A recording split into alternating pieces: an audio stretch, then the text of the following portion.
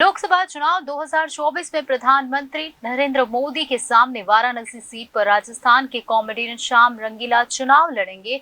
ये वही सीट है जहां आम आदमी पार्टी के अरविंद केजरीवाल को 2 लाख से ज्यादा वोट मिले थे। श्याम रंगीला भी उन्हीं के पार्टी से संबंध रखते हैं। राजस्थान में मिमिक्री आर्टिस्ट श्याम रंगीला अब लोकसभा चुनाव लड़ने जा रहे हैं। रंगीला ने प्रधानमंत्री नरेंद्र मोदी के सामने वाराणसी लोकसभा सीट से चुनाव लड़ने का ऐलान किया है। आम आदमी पार्टी से संबंध रखने वाले श्याम रंगीला पीएम नरेंद्र मोदी के सामने लोकसभा चुनाव 2024 निर्दलीय उम्मीदवार के तौर पर लड़ेंगे।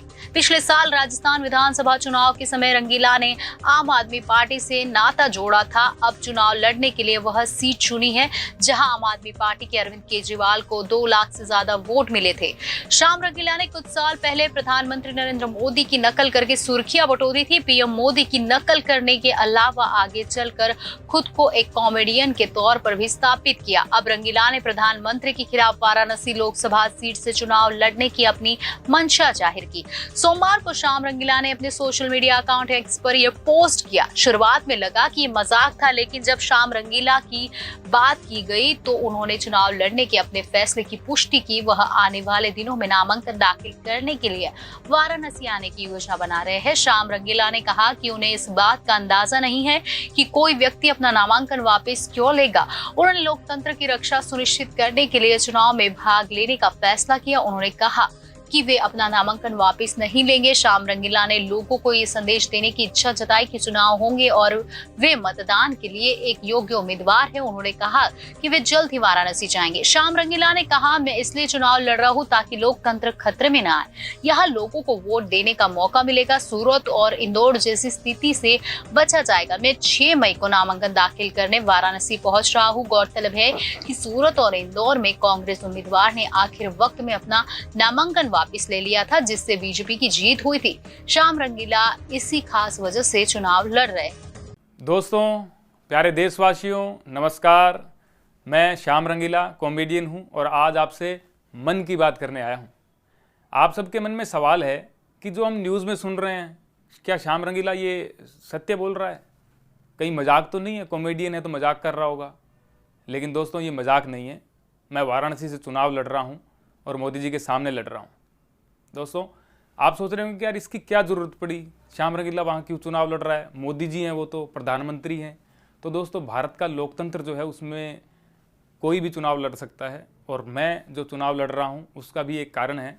और वो कारण जैसे हमने देखा है पिछले दिनों सूरत में जो हुआ, चंडीगढ़ में जो हुआ, इंदौर में जो हो रहा है, तो मुझे लग रहा है कि कहीं ना कहीं वहाँ ऐसा नहीं हो जाए कि कोई है ही नहीं कैंडिडेट, लोग वोट किसको देंगे।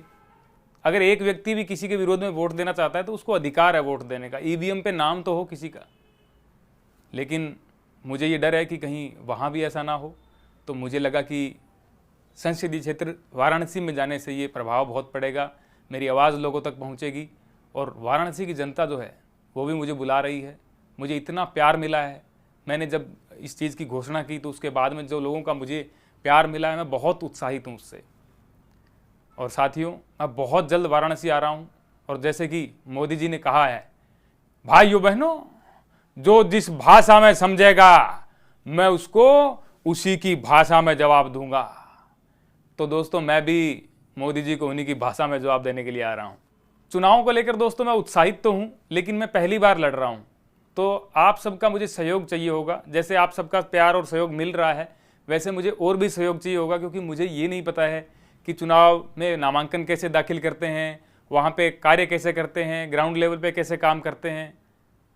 तो मुझे आप सबसे तन मन और धन की भी आवश्यकता होगी।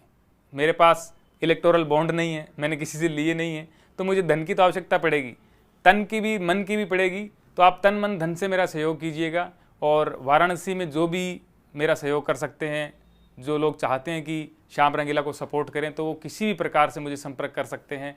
और मैं बाकी लोगों से भी कहना चाहूँगा कि आप भी निसंकोच मेरे साथ जुड़ सकते हैं। दोस्तों, मैं बाकी के अपडेट भी आपको देता रहूँगा कि मैं कब वाराणसी आऊँगा, बाकी चीज़ें मुझे पता चलेगी तो मैं बताऊँगा कब मैं नामांकन दाखिल करूँगा। तो आप सबके सहयोग की कामना के साथ बहुत बहुत धन्यवाद। मैं बहुत जल्दी आपसे और चीज़ें साझा करूँगा।